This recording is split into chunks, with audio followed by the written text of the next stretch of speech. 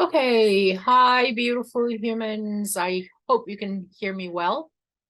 Um, this is a live session. It's being recorded, and currently I do not have any students in the room, but if anyone comes in, I will have to switch gears. While we're waiting for you and your peers to get here, I will go over quickly what we did during workshop number 1. So for that, let me go ahead and share my screen. I do have a Q&A sheet that I will eventually get to you. All right, here we go. Yeah, so what we ended up doing last time around was I started introducing you to some of the websites we're going to be using, as well as analyzing and revising live one of your peers' work. The work was submitted and the student wanted to workshop it. That was fantastic. So we went ahead and talked about it. And the recording will arrive in your inbox at some point in time. I have a fantastic editor friend who's working on making them funner and sort of shorter because there's lag time between sometimes when we're trying to get to pages. I don't want you to waste time looking at that. Anyhow, one of the websites I wanted to introduce you was right here, Oasis. Last time we went on there, let me just move this. This is the logo, Oasis, okay? And pretty much all of you have, and you can see it over here too, Oasis, OASIS. This is where you were when you went to register. And why is this website important? All your updated transcripts are here. So if you are ever wondering about how many credits did I complete, did they refresh, and are they updated? Or you want to put stuff on your resume, for example, some of the courses you took at a different school or at our school, course titles, you may want to refer back to these transcripts. So it's kind of important, right, to be able to go back and see what you completed so far and how much more you have to go. Okay, so that's Oasis. The Canvas Instructure one is the one that you go to complete work, which you're very familiar with. Here it is. That's my dashboard. You can see my courses here. I teach American short stories and restorative justice. I also let you know that Miss Kelly's overseas, so we're literally squatting in her courses. These are courses she was teaching. Sometimes we create the courses, other times someone else creates the course and we teach it. So in this case, I am teaching courses that someone else created. And yeah, so 2 English courses. American Short Stories is your general English. What does that mean? General English is grades 9 and 10. And then the restorative justice is your advanced English, which is grades 11 and 12. Those of you who are close to graduating are in the restorative justice course, or you may also be in the American short stories if you need more general English courses, but a great majority of you complete the general English in, again, grades 9 and 10. Most of you don't have much left by the time you get to 11th grade, but that's not really the rule. Let's go back to that sheet, which I'm using as a guideline for myself. Oh yeah, I have to just do the funny thing. Give me 1 second. My my profile picture in Canvas is a clown photograph. What does that mean? Oh my, what that means is at some point in time over COVID, I decided I wanted to go to clown school. So I was trying on different faces, different personas, and that one happened to be the one I liked. So what I did is I took a photograph of me and then drew giant glasses and a red nose. It's fun. I hope you enjoy it. I can't do serious, guys. I love goofy. Just that's a little bit who I am. Anyhow, nothing wrong with being serious. It's just not me. All right, so that's Canvas Instructure. The platform is called Canvas. The mother company is Instructure. That's why we go back and forth between saying it one way or another. Let me just go back there. So, yeah. Let's go back. The logo is here. It's that red, wheel. You see up here, it's all the website, again, Canvas.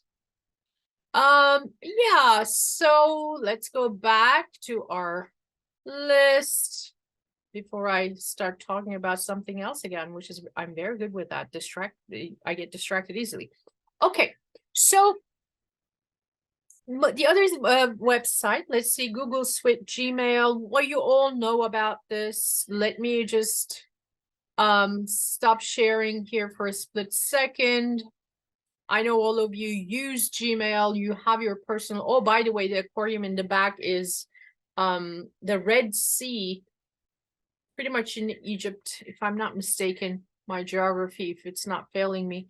And it's a pretty cool space. So that is a let's see, webcam that's currently in the Red Sea. So let's see over here. Let me share my screen again. I'm quickly going to go into Gmail. Part of what we're doing is we're learning about the technology we're using, right? I do like to go over a lot of this stuff because it's going to make your life easy. And these workshops are all about giving you tips when it comes to how you should go about using technology to serve you at any given moment. If somehow the technology is getting on your nerves, it means it's not serving you. So please talk to me. The idea is, again, to make your life easier by using technology, not make it harder. Okay, so off we go. Let me get into my Gmail. How did I make it disappear again? I'm very good at this. Okay, this is Canvas. Okay. All right. So yeah, here we go. This is my inbox. You're all familiar with it. Here's how I get notifications. Once you complete work, I get a notification that says you've done this work. And then, of course, I have a bunch of you completed things, or if I get a text message from you, all of that comes to my inbox. The part that I really wanted to show you is this part here. These are the apps, Google Apps. Let me move this one out of the way. All right. So here we go. Once I click on this, you're going to see a bunch of apps here. If you are not very familiar with them, I strongly recommend let's see here, getting acquainted with them. So your drive is where you're keeping your documents, hopefully. Once you generate something, you want to kind of upload things, download things onto your drive. Documents, right? We share documents, we're able to put comments on them, they're very useful. Calendar, I use a lot. You probably do as well. Let's see what else is great here. Sheets is your Excel. One that I really wanted to get you to pay attention to is the Kami app, Kami. Kami. Ooh, I can't find it. Amazing, isn't it? It's supposed to be here. It's Kami. But that is some sort of a graphics design type type app that you can use to draw, take notes, what have you, all digitally, and then upload it to your Google Drive. So it's pretty cool. But anyhow, play around with these. These are also attached to your Canvas. You can, when you connect your documents, what you're able to do is create your documents that you're going to submit for assignments here in Google Docs, then upload them in Canvas from your Google Drive. Like I said, they connect to one another. The other thing I wanted to make sure that you have going for you is that your notifications say notify immediately. I'm going to show you what that means.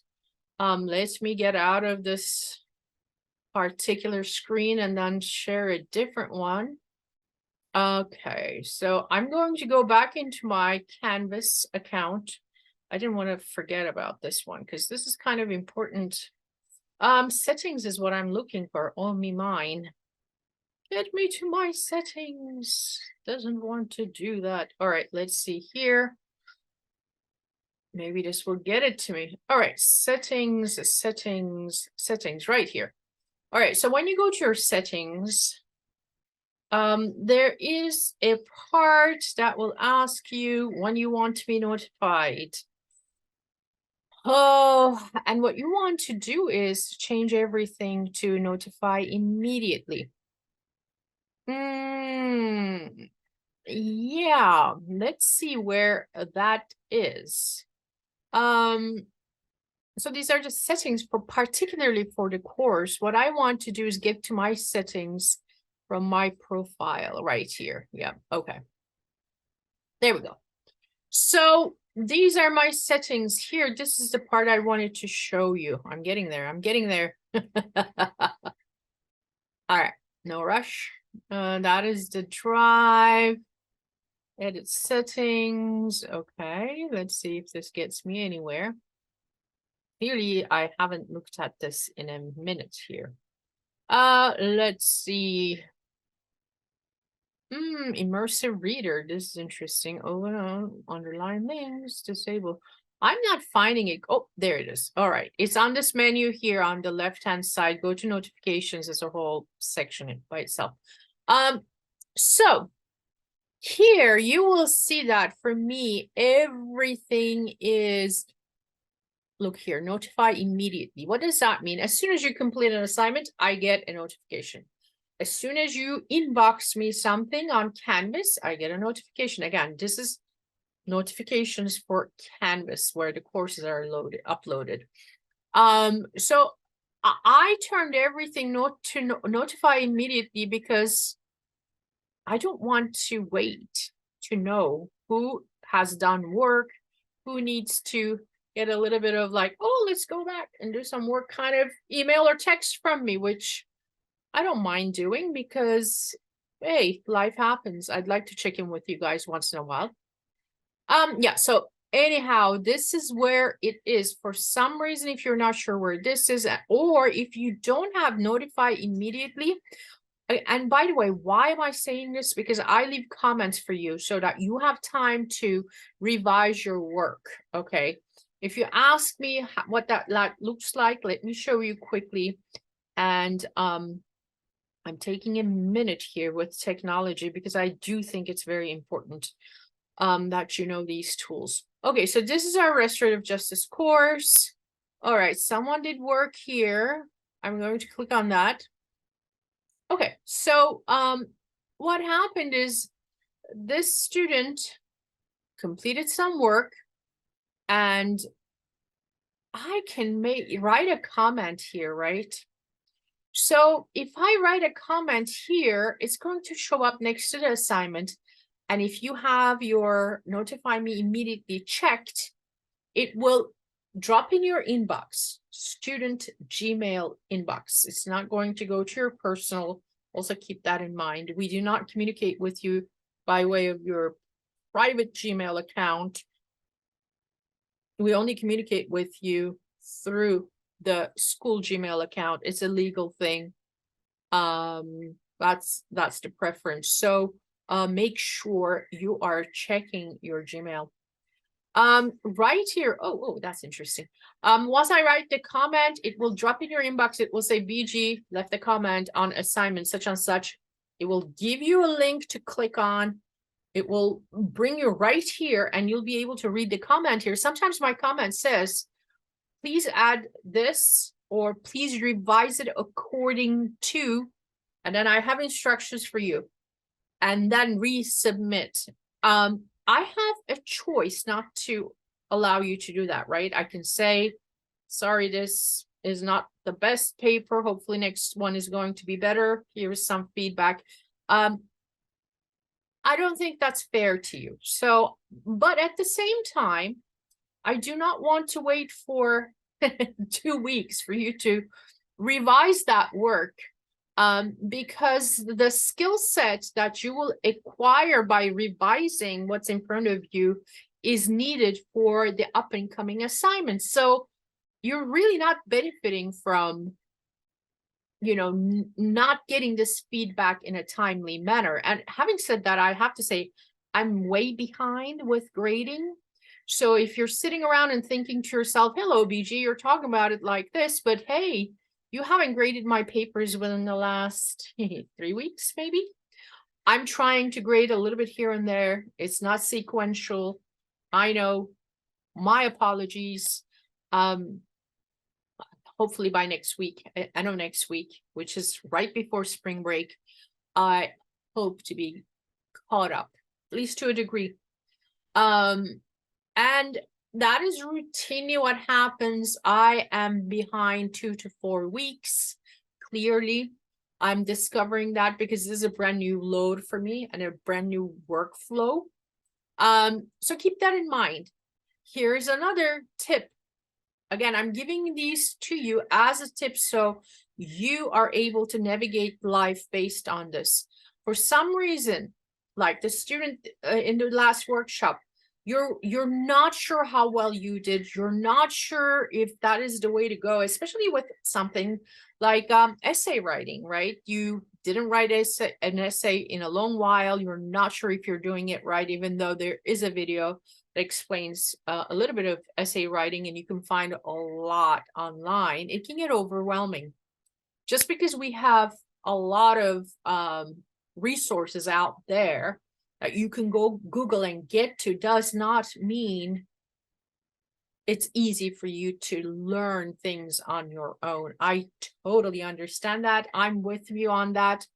So the idea is, once you generated that assignment, if you need my immediate feedback, please text me. Text me and say, hey, BG, can you take a look at this ASAP? I need some feedback because I'm going to do another assignment that's similar. I just don't know how well I did. If you have any feedback, I'd appreciate that.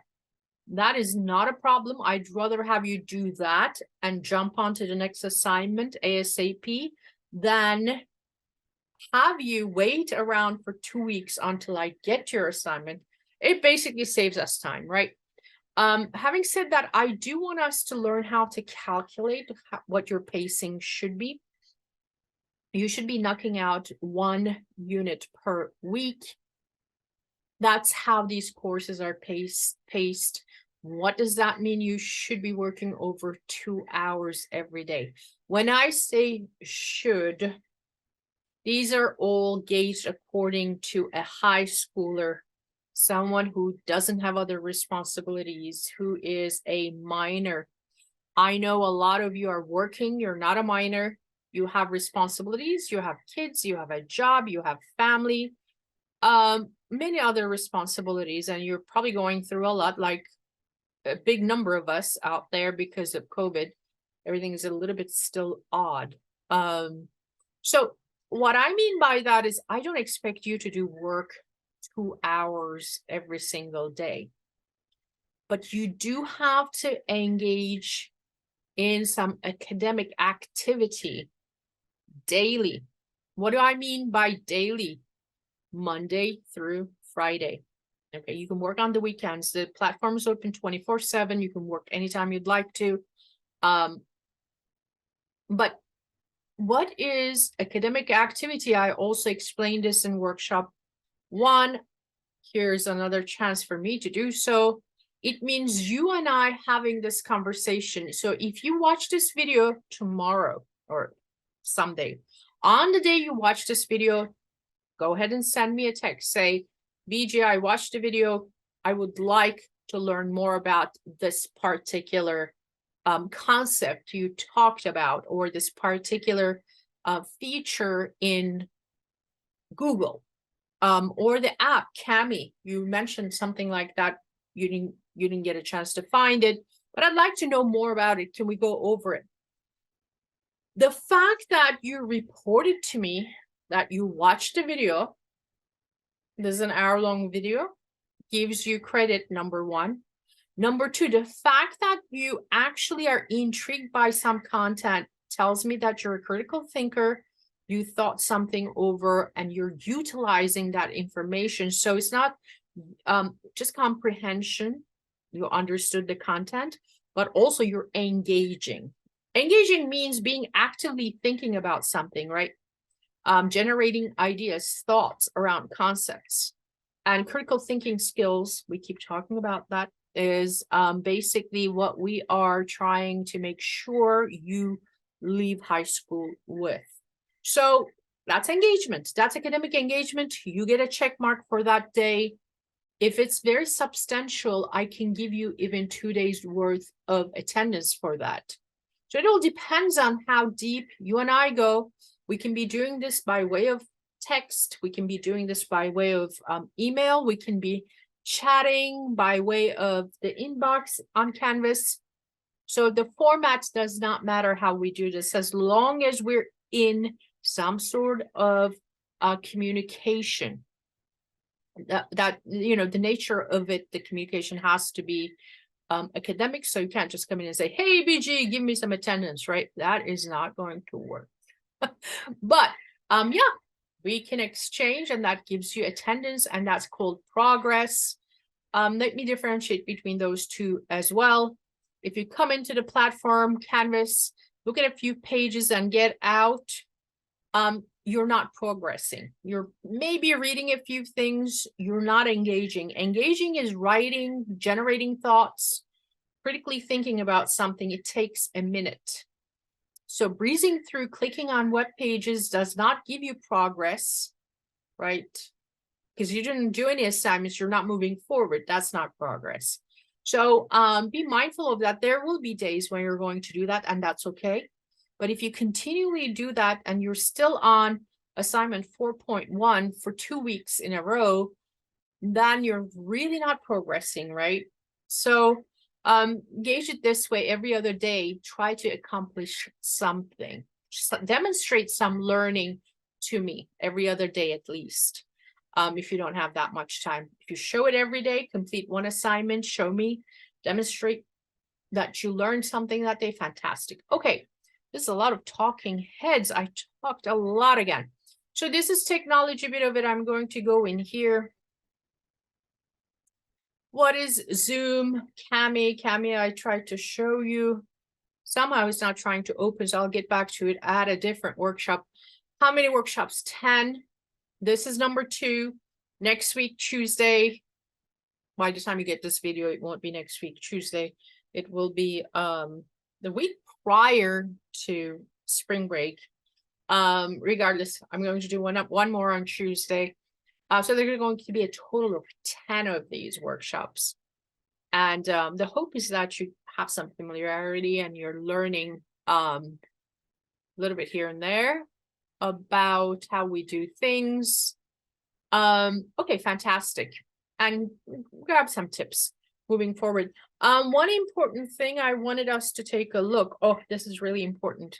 So regardless of where you are, be it at the GED website, GED is not one of ours. CASAS is another testing site. A lot of you took the CASAS test, so you know you go to a different site for that one.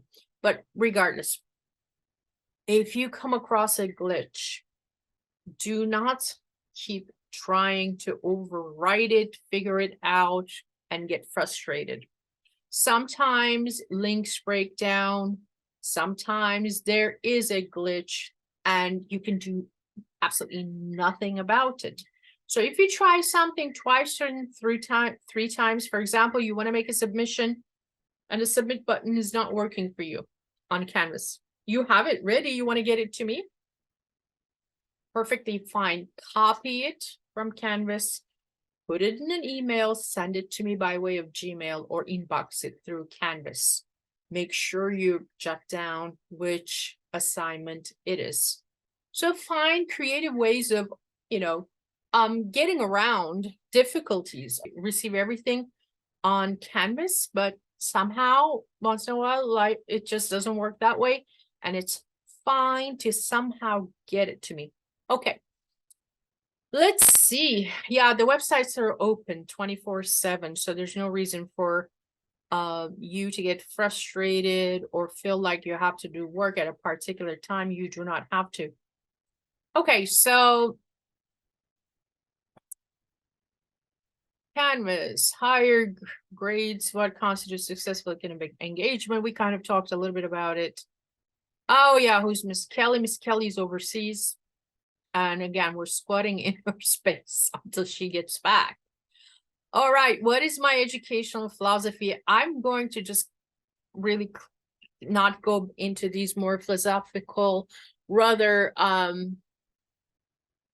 abstract things, because I feel like I've been talking a lot and no one yet got here, so sounds like I will keep talking. All right, we looked at what academic engagement means. I talked quite a bit about this, so I'm going to what is pace, progress? As I told you, 1 unit equals to somewhere between 12 hours to 13 hours.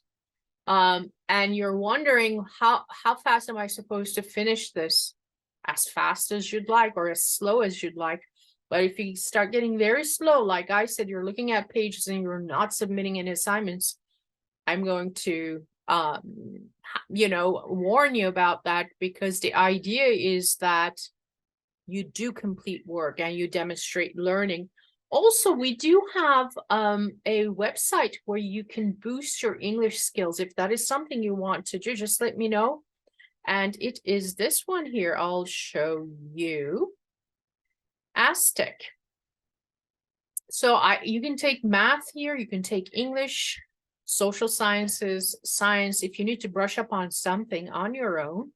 Again, they're self-paced, self-guided sites where you just go back to the basics of your math, basics of your English. We'll talk about syntax, punctuation, all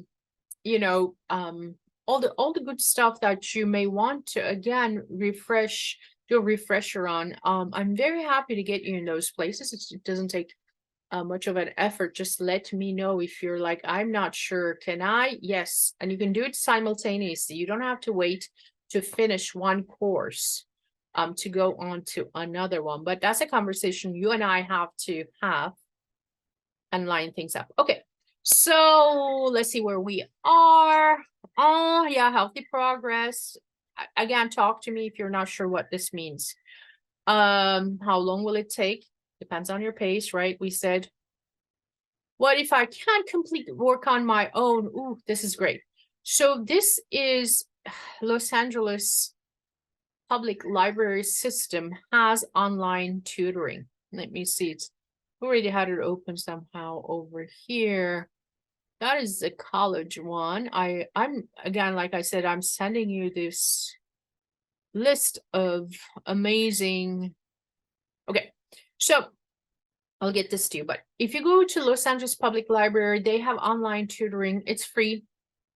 It's from 11 a.m. in the morning till 11 p.m. at night. It's not just for you. It's for you, your kids, your neighbor, anyone who needs to study a subject, including English, can sign up. It's free. All you have to do is become a member of the Los Angeles Public Library System. If you're in San Francisco, I know some of you are in San Francisco, it's going to be the same thing. Look at your local library network, and they will have this tutoring system. State of California sank in a lot of money for this because over COVID, they were concerned about students being left behind because they weren't able to attend school properly. I don't know if I agree or disagree with that, but they weren't happy they weren't satisfied with test results that they were getting anyway. So they sank in millions of dollars. That's how we have these free tutoring sites. Okay. Let's see what else. So if you do not have Wi-Fi at home, if you cannot afford the internet, and if you do not have other technology aside from your phone, the school is able to get you that technology. There is a survey. Just let me know if you need this survey. All you have to just put down what your needs are, and then the tech department will contact you and see if they can help you out with some of your needs. They may not have everything you need, but they certainly have the basics. They have Chromebooks, and then they have MiFis, which are portable Wi-Fi's basically that you can take anywhere. Okay, so is there a tech support number for online students? Yes, there is. It's right here. Let me see. Oh, yeah, there it is. Let me open it up for us. They said they're going to refresh they're going to update this, but if you want to take down the number, it's Tanya's number. You might have already spoken to her. 323-250-6523. I know she's kind of trying to make herself available as much as she can. If she doesn't get right back to you, it's because she's busy. She's not avoiding you. Okay, let's go back here. Okay. So yes, we do have tech support. I really want to jump into some academic content here. Let me double check to make sure some of you came in, and okay, nobody came in because my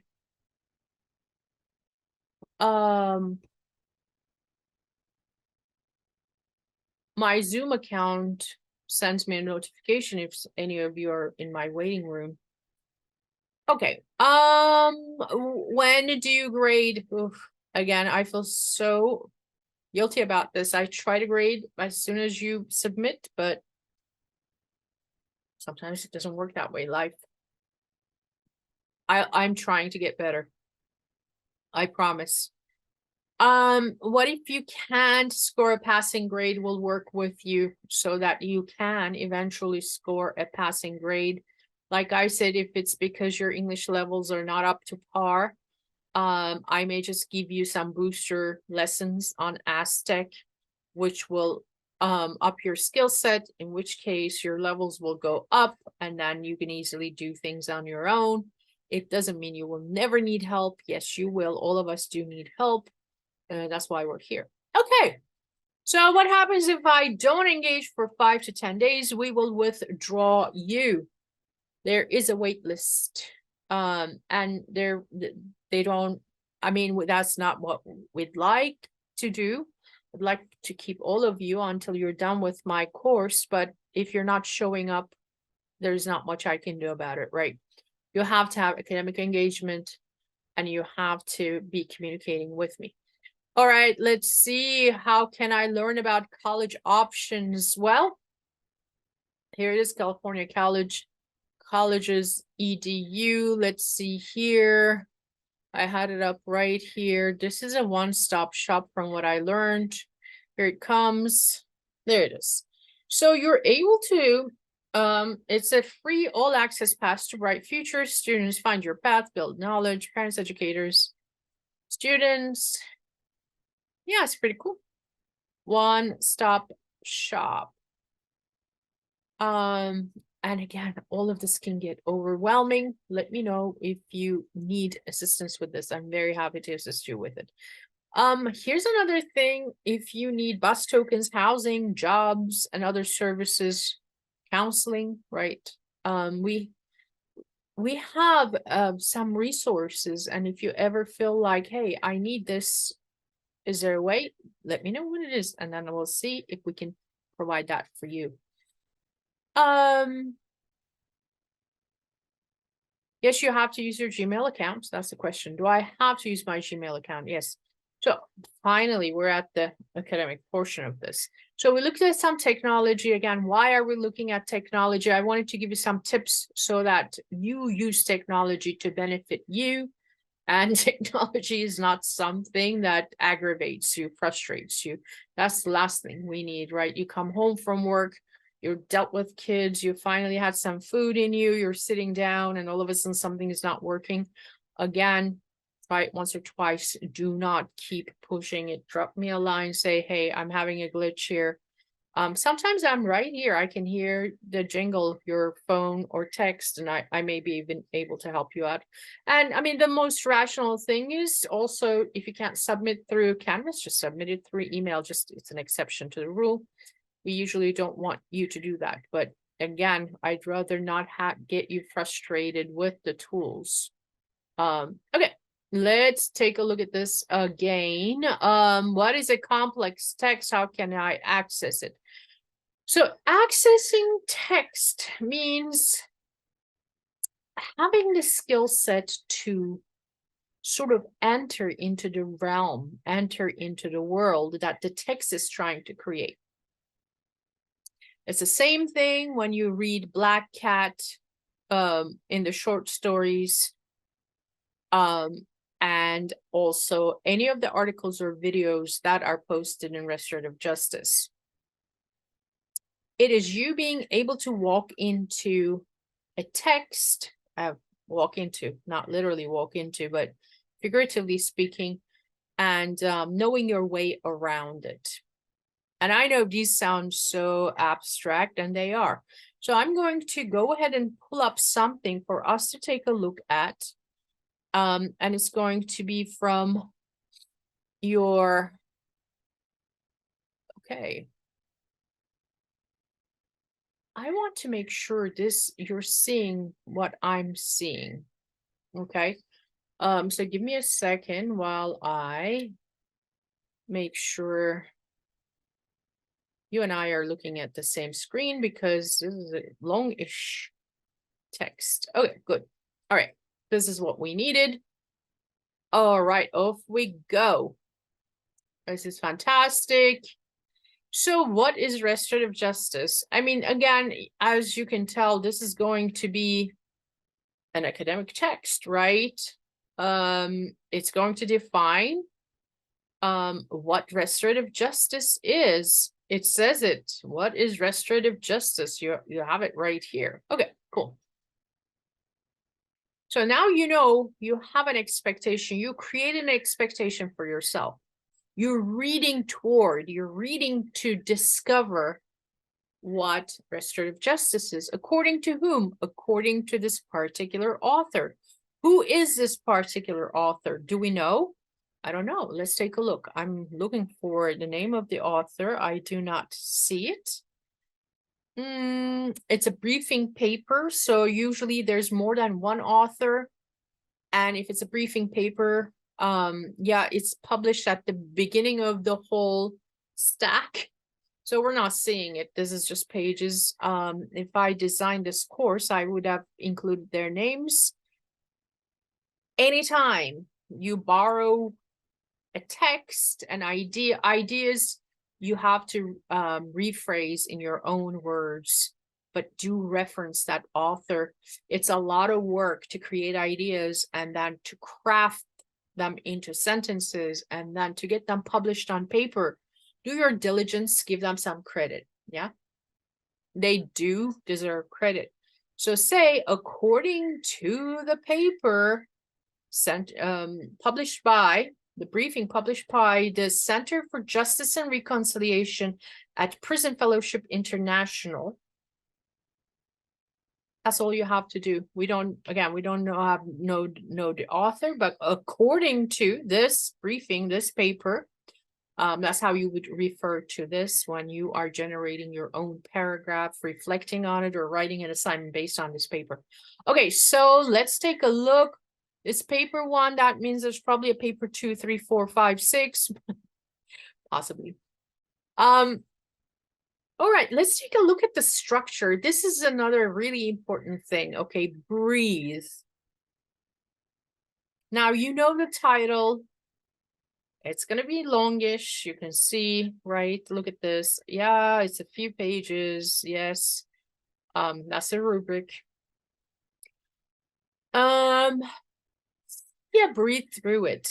Take notes. I have some websites that I can refer you to, but I also know nobody wants to get into this, just like go back to middle school or, elementary school, go back to note taking. Just keep in mind, you're not going to retain everything. You may have to refer back to things. You help yourself out if you can take notes when you're reading it the second time. That's right. You don't read these things once only.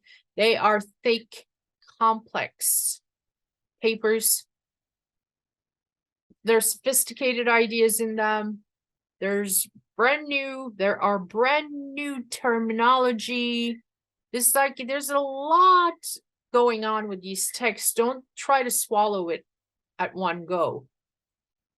That's when we suffocate, right? We just don't want to do that. Just take it easy, little bites. Okay, let's do it. So, okay, I'm going to look at the structure. Like, how long is this thing? And how are these paragraphs? Okay, well, they're not that hefty, right? These are not chock-a-block, which tells me these are good authors. They're not trying to shove stuff down your throat. They're really trying to get you to get into this text. They put some effort in. Look at how nice their paragraphing is. They paragraphed everything beautifully. Visually, it's pleasing. They bolded the titles, which is fantastic. Okay, so why is this important, BG? Why do we have to take a look at this? Well, if you make yourself familiar with what it is that you're going to read about, then you have an expectation, okay? If you don't have an expectation, you're going to start getting bored midway and not want to go through it. Now you know it's going to be a longish paper. You looked all over. And then you also know that it's well paragraphed, well written clearly.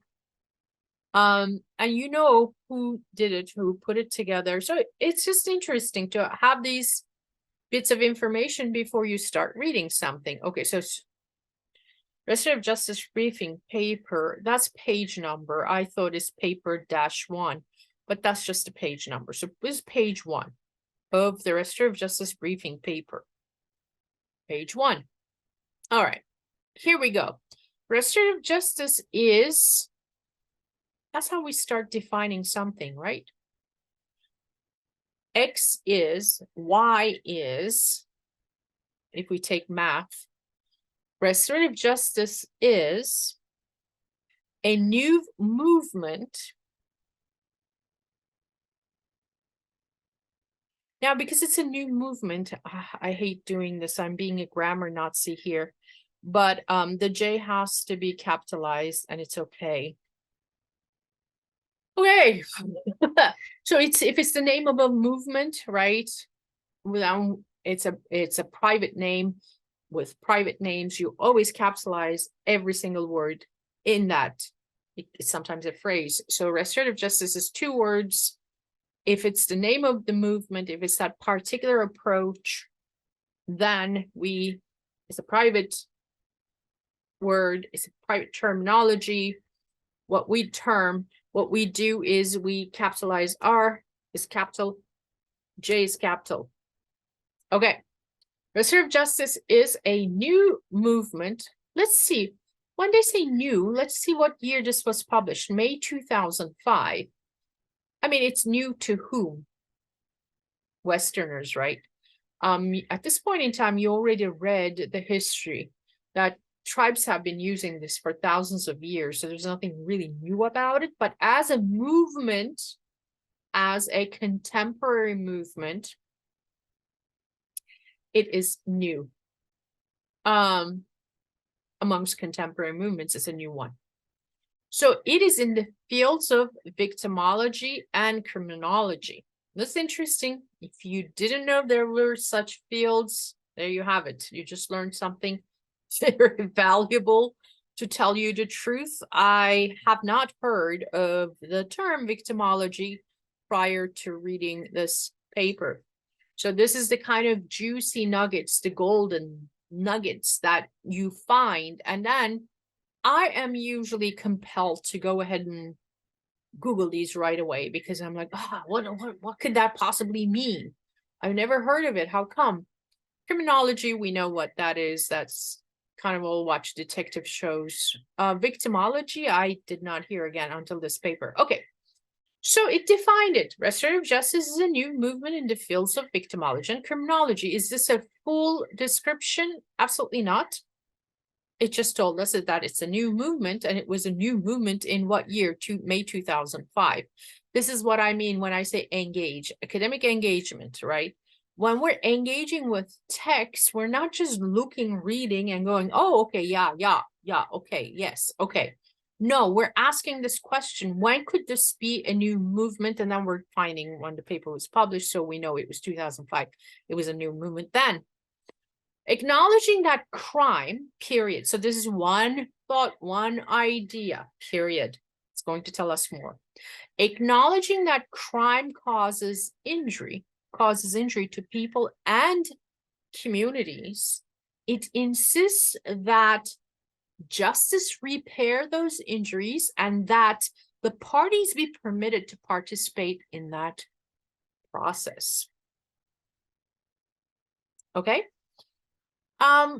This is interesting because the heat, I call it the heat, like what's interesting, what aspect, what part of this sentence is interesting, is that it mentions the community when it comes to injury, crime, and then it also talks about permitting parties to participate in the process.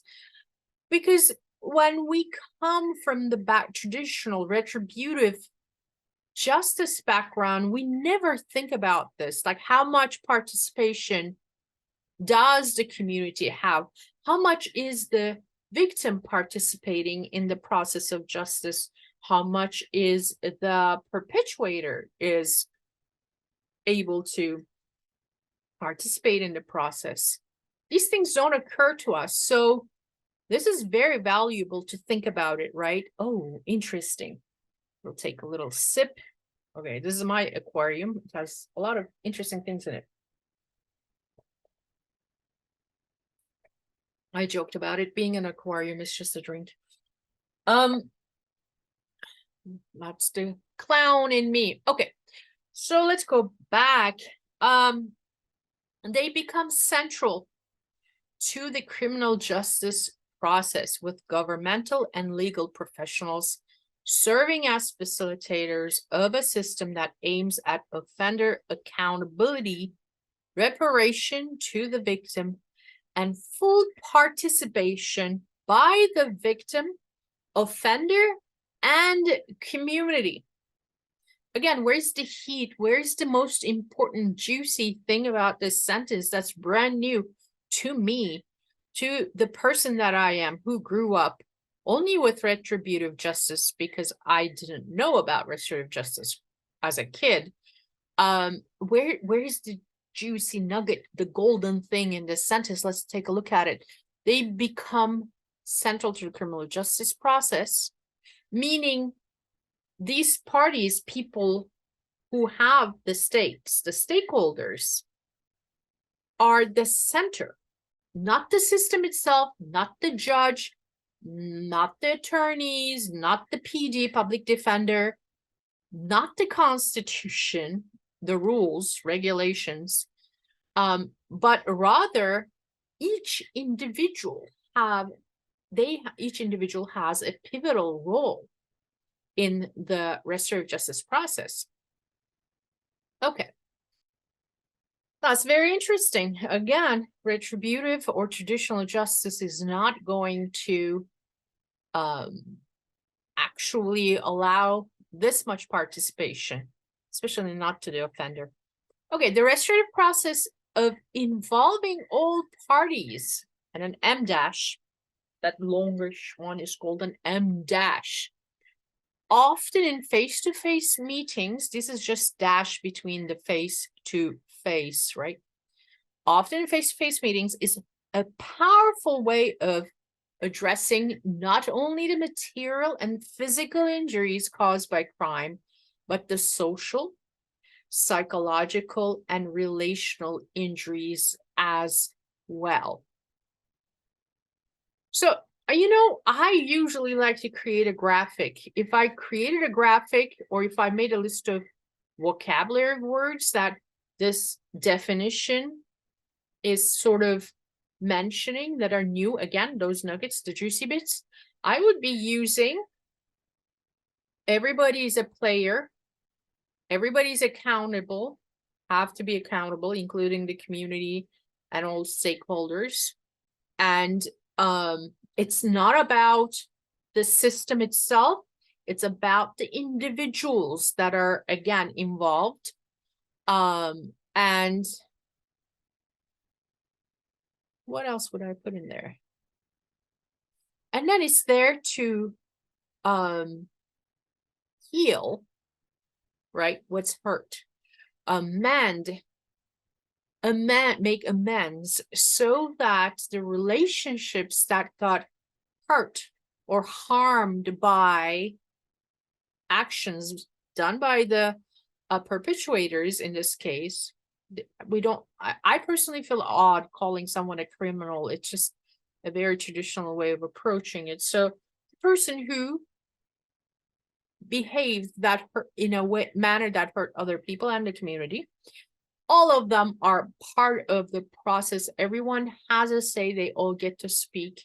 They all get to talk about their needs and their desires, right? It immediately makes me think of therapy, group settings, right? I don't know you, but that's where I go to. So now I have a little bit of a idea. It seems like there's a face-to-face meeting here, right? So these people are meeting. Interesting, right? I'm already pulled in. I don't know you, but it already pulled me in. I would like to read more. So this is what we mean by engaging. You're keeping track of what the text is trying to convey to you.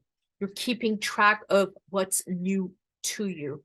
Why is this list of words or these particular aspects that I just listed are going to be important? Because you're going to have to summarize this.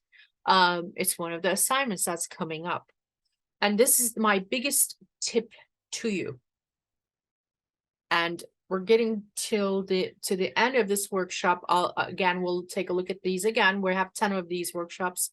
The most important, if I could teach you one thing in this very minute, is number one,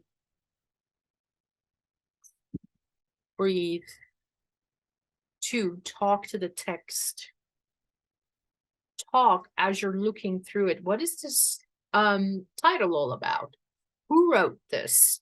When was it published? Who are these people? What is a briefing paper? I'm not supposed to know that. Like I have to Google and find out. Again, what are these terms? Victimology, criminology, who uses them? Clearly I don't every day, right? Someone does. This is called engagement. And this is how you enter into the realm of academic texts. You sort of have to wrap your mind around these brand new concepts. And every time you bump into something that you're not sure of, please, please, please Google. Because the only thing that this particular long text, academic text, is going to do is define restorative justice. It's not going to teach you about victimology, criminology, all other interesting terms. Here's the other side. The flip side of this is you will have to use this terminology, these terms, these new concepts that you learn here as you respond to questions after this point. Let's quickly, I have 5 more minutes. If you want to know why you're reading this and what you're going to do with this particular essay or text or the briefing paper, go scroll down to the rubric. It will tell you exactly what you need to do with it. There you go. And every assignment has a rubric. Again, this is part tech, part English. Know the expectation, because I always guide you back to that. What is the question? Which question are you responding to? It's really important. Tip us into that, right?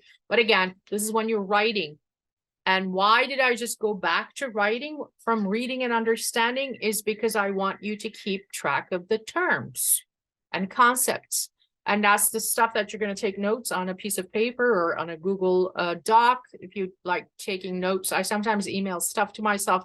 Sometimes I write a text to myself and text to myself. My note-taking strategies. Figure out what you can do, right? Okay, so that means when you're responding to the question, which is summarize the definition of RJ in the paper, do not tell me things that are coming from papers prior. What you're trying to do is demonstrate to me, show me, prove to me that you read this paper. Okay, so refer back. If you need to use quotes out from it, just make sure that you mention where the quote is coming from, okay? Even though we both know where it's coming from, it needs to be in your paper. It's great practice. It's a habit you want to acquire. Okay, grammar and spelling, fair enough. It's an English course. Content summarizes the definition of RJ in the paper. Exceptional will get you 5 points.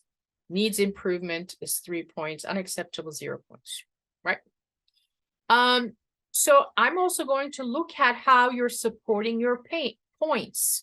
You're going to say things about what restorative justice is, and now you have to come up with examples of methods and reparations provided. You need to refer back to this text. So do not try to respond, summarize without reading this paper.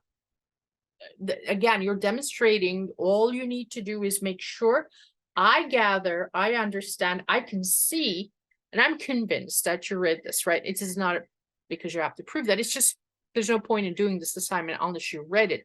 And if you read it, then you'd be able to give examples. Okay, so supporting points, style, easy to read and follow. So basically revise. Once you write something, revise. So the reason for you reading this particular text, this complex text, is to summarize what RJ is based on the author's ideas who created this briefing paper. This is really not what RJ is about. This particular group of authors who created this paper, they are summarizing what they think it's about. Is it the same? Like, is everybody going to give the same definition? They're going to be close. And you've been reading these articles. They're not going to be all the same. That's the beauty of it, right?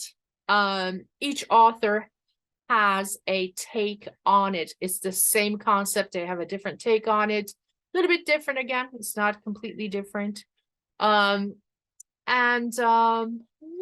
so we'll keep up with this, entering into the text, determining what your expectation is here. You're learning about the definition. And then make sure you understand why you're reading this. It's right here. Again, do not read any of these texts once. You're not going to retain information. Read it at least twice. I sometimes recommend recording yourself when you read them. And then have this conversation like I was having. So what? It's a new concept. What year was it a new concept? I had to go back and check the year the paper was published. So yes, we're going to talk a lot more about this stuff in the interim. Let me know if you have questions. And yeah, you know where to find me. Cheerios.